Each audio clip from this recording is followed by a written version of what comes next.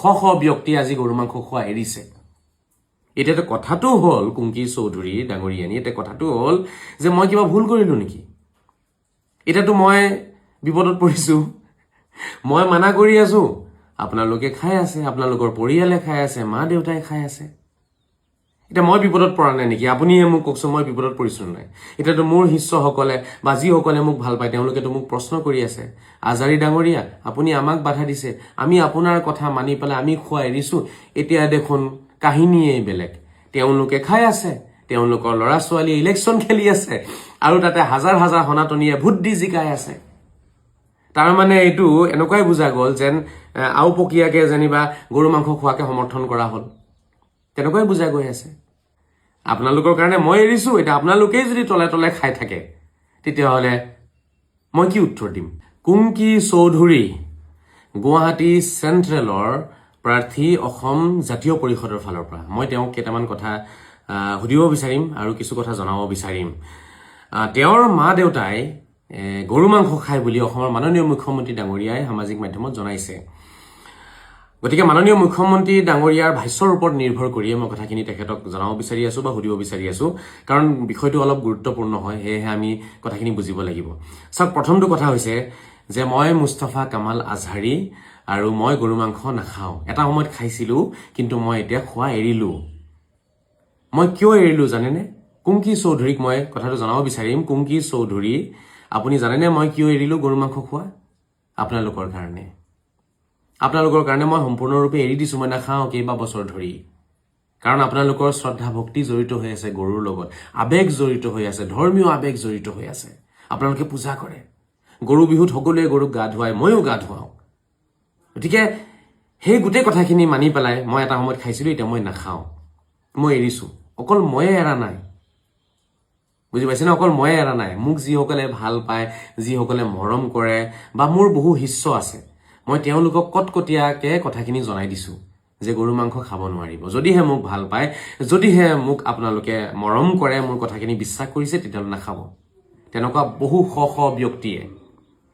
ব্যক্তিয়ে আজি গৰু মাংস খোৱা এৰিছে এতিয়াতো কথাটো হ'ল কুংকি চৌধুৰী ডাঙৰীয়ানী এটা কথাটো হ'ল যে মই কিবা ভুল কৰিলো নেকি এতিয়াতো মই বিপদত পৰিছো মই মানা কৰি আছো আপোনালোকে খাই আছে আপোনালোকৰ পৰিয়ালে খাই আছে মা দেউতাই খাই আছে এটা মই বিপদত পৰা নাই নেকি আপুনিয়ে মোক কওকচোন মই বিপদত পৰিছো নাই এতিয়াতো মোৰ শিষ্যসকলে বা যিসকলে মোক ভাল পায় তেওঁলোকেতো মোক প্ৰশ্ন কৰি আছে আজাৰী ডাঙৰীয়া আপুনি আমাক বাধা দিছে আমি আপোনাৰ কথা মানি পেলাই আমি খোৱা এৰিছো এতিয়া দেখোন কাহিনীয়ে বেলেগ তেওঁলোকে খাই আছে তেওঁলোকৰ ল'ৰা ছোৱালী ইলেকশ্যন খেলি আছে আৰু তাতে হাজাৰ হাজাৰ সনাতনীয়ে ভোট দি জিকাই আছে তাৰ মানে এইটো এনেকুৱাই বুজা গ'ল যেন আওপকীয়াকে যেনিবা গৰু মাংস খোৱাকে সমৰ্থন কৰা হ'ল তেনেকুৱাই বুজা গৈ আছে এতিয়াতো মোক চবে প্ৰশ্ন কৰি আছে এতিয়া মই কি উত্তৰ দিম কুংকি চৌধুৰী ডাঙৰীয়ানী আপুনি মোক কথাখিনি জনাওকচোন মই কি উত্তৰ দিম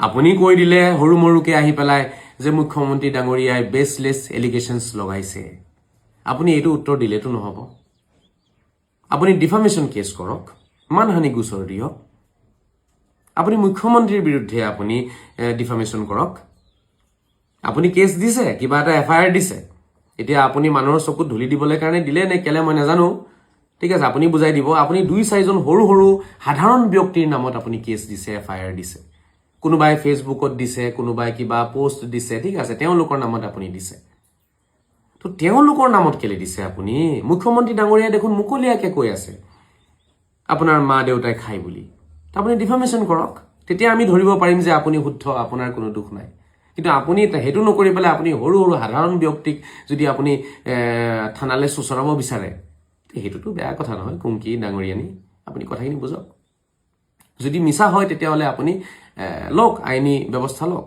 আৰু যদি সঁচা হয় কথাখিনি তেতিয়াহ'লে আপুনি আপোনাৰ মা দেউতাক সন্মুখত আনি পেলাই ষ্টেটমেণ্টটো দিয়ক বা কিবা ভুল হৈছে বুলি কৈ দিয়ক পাপৰ প্ৰায়শ্চিত থাকে নহয় পাপ কৰিছেতো কিবা নহয় কিবা এটা প্ৰক্ৰিয়াটো আপোনালোকৰ আছে প্ৰায়শ্চিত কৰাৰ ভুল ক্ষমা খোজাৰটো থাকে নিশ্চয় আপুনি সনাতনী হৈ চাগে আপুনি নিশ্চয় কৈ চাগে মা কামাখ্যাৰ ভক্ত হয় মহাপুৰুষ শ্ৰীমন্ত শংকৰদেৱৰ ভক্ত হ'ব আপুনি মহাপুৰুষ শ্ৰীমন্ত মাধৱদেৱৰ ভক্ত হ'ব আপুনি তো এজন মা কামাখ্যাৰ এগৰাকী ভক্ত বা শ্ৰীমন্ত শংকৰদেৱৰ এগৰাকী ভক্ত বা শ্ৰীমন্ত মাধৱদেৱৰ ভক্তইতো এই কামটো কৰিব নোৱাৰে। তোমাক ধৰিব পৰা নাই আচলতে কি চলি আছে। অলপ কথাটো আপুনি ভালকে বুজাই দিবচোন, কাৰণ মোৰ গোটেই কেৰিয়াৰ লাগি আছে ইয়াত, মোৰ গোটেই কেৰিয়াৰ লাগি আছে। আপুনি কিমান পঢ়া শুনা কৰিছে মই নাজানো, কিন্তু মই ঠিক আছে ৱৰ্ল্ডৰ টপ লেভেল ইউনিভাৰ্চিটিত গৈ পেলাই কোটি কোটি টকা খৰচ কৰি মই আফ্ৰিকাত থাকি পেলাই মই গৱেষণা কৰি মই আজি অসমলৈ ঘূৰি আহিছোঁ, আৰু 4-5টা বিষয় লৈ পেলাই মই যেতিয়া অসমত আলোচনা কৰিলোঁ, আপোনালোকৰ হৈ মই আলোচনা কৰিছোঁ, ঠিক আছে, আপোনালোকৰ হৈ পেলাই আপোনালোকৰ শ্ৰদ্ধা ভক্তি বা আপোনালোকৰ ধৰ্মীয় আৱেগক সন্মান জনাই মই আলোচনা কৰি গোটেই অসমৰ ৰাইজক মই আহ্বান জনালোঁ যে আপোনালোকে কি কৰিব, আমাৰ ধৰ্মীয় সংখ্যালঘু ৰাইজে আপোনালোকে গৰু মাংসটো নাখাব, যিহেতু তেওঁলোকে পূজা কৰে বা তেওঁলোকে সন্মান কৰে, তেওঁলোকৰ ধৰ্মীয় আৱেগ জড়িত হৈ আছে। এই কিছু কথাৰ কাৰণে গোটেই মানুহে মোক বেয়া পালে। আজি মই টোটেল জিৰ'। মই কাৰ কাৰণে জিৰ' হলো? কুংকি চৌধুৰী, মই কাৰ কাৰণে জিৰ' হলো? আপোনালোকৰ কাৰণে। আপোনালোকৰ কাৰণে মই লাগিছো, মই মাত মাতিছো, কোৰাণৰ শুদ্ধ কথাখিনি মই উলিয়াই দিছো, কোৰাণে কিদৰে আপোনালোকক সন্মান দিছে বা আমাৰ ধৰ্মই কিদৰে আপোনালোকক সন্মান দিছে বা আপোনালোকক মৰ্যাদা দিছে, সেই গোটেই কথাখিনি মই কৈ দিলো। আজি মোক বহুতেই বেয়া পালে। তো এতিয়া কথা হৈছে, মোৰ গোটেই কেৰিয়াৰটো মই লগাইছো, আৰু এইফালে কাহিনীহে বেলেগ দেখোন। ইয়াতে কাহিনী বেলেগ চলি আছে। আপোনালোকৰ কাৰণে মই এৰিছো, এতিয়া আপোনালোকেই যদি তলে তলে খাই থাকে, তেতিয়াহ'লে মই কি উত্তৰ দিম? মোৰ শিষ্যসকলক, মোক ভাল পোৱা লোকসকলক মই কি উত্তৰ দিম কওকচোন? কুংকি চৌধুৰী ডাঙৰীয়ানী, আপুনি মোক উত্তৰটো দিবচোন। অসমৰ ৰাইজকো মই কথাটো জনাব বিচাৰিম। চাওক, এইটো কিন্তু এটা ডাঙৰ বিষয়। মই লাগিছো আপোনালোকৰ কাৰণে, যাতে মই কিছু বিষয় লৈ পেলাই যাতে আমি কি কৰিব পাৰোঁ, এৰা ধৰা কৰি যাতে আমি নিজৰ নিজৰ ধৰ্ম পালন কৰিব পাৰোঁ আৰু মিলি থাকিব পাৰোঁ। আজি মই গোটেই কেৰিয়াৰ লগাইছোঁ, মই জিৰ' হৈ আছোঁ। ইফালে দেখোন মুখ্যমন্ত্ৰী ডাঙৰীয়াই কৈ আছে কুংকি চৌধুৰীৰ মা দেউতাই গৰু মাংস খায়, আৰু সেইটো শ্বেয়াৰো কৰিছে ইনষ্টাগ্ৰামত। তো এইটোতো ডাঙৰ কথা। ইয়াতে আৰু বহুতেই তেওঁক ভোট দি আছে, ভোট দিব বিচাৰিছে। গতিকে জিকক, যাৰ জিকিব আছে জিকক, যাৰ খেলিব আছে খেলক। মইতো সম্পূৰ্ণ অৰাজনৈতিক ব্যক্তি। মই বিজেপি, এজিপি, কংগ্ৰেছ এইবোৰ নাই। মই যোনে কাম কৰিছে মই তেওঁক ভাল পাওঁ। মুখ্যমন্ত্ৰী ডাঙৰীয়াই কাম কৰিছে, বিজেপিয়ে কাম কৰিছে, NDA কাম কৰিছে, গতিকে ভাল পাওঁ, সেইটো মই সদায় ক'ম। কিন্তু এই বিষয়টো কিন্তু এটা চিন্তাৰ বিষয়। মই সত্যৰঞ্জন ডাঙৰীয়াকো ক'ব বিচাৰিম, বিশেষ হিন্দুত্ববাদী নেতা সত্যৰঞ্জন বৰা ডাঙৰীয়াকো মই দৃষ্টিগোচৰ কৰিব বিচাৰিম এই বিষয়টোৰ ওপৰত এটা আলোচনা আপুনি কৰিব বুলি মই আশা ৰাখিছোঁ।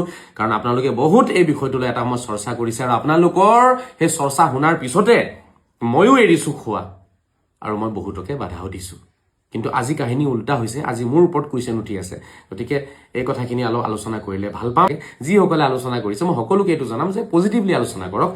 ইয়াতে কাৰোবাক অপমান কৰিবলৈ কাৰণে নহয়, কাৰোবাক ডাউন দিবলৈ কাৰণে নহয়, বা কাৰোবাক হৰাবলৈ কাৰণে নহয়। সম্পূৰ্ণ অৰাজনৈতিকভাৱে আমি কথাখিনি আলোচনা কৰিব লাগে যে কিয় এনেকৈ হৈ আছে, আমি আচলতে সঁচাকৈ আমাৰ ভিতৰত ধৰ্ম আছে নে নাই, ঠিক আছে, আমি নিজৰ ধৰ্মটো সম্পূৰ্ণৰূপে পালন কৰিছোঁ নে নাই, ক'ৰবাত আমি ৰাইজৰ চকুত ধূলি দি আছোঁ নেকি।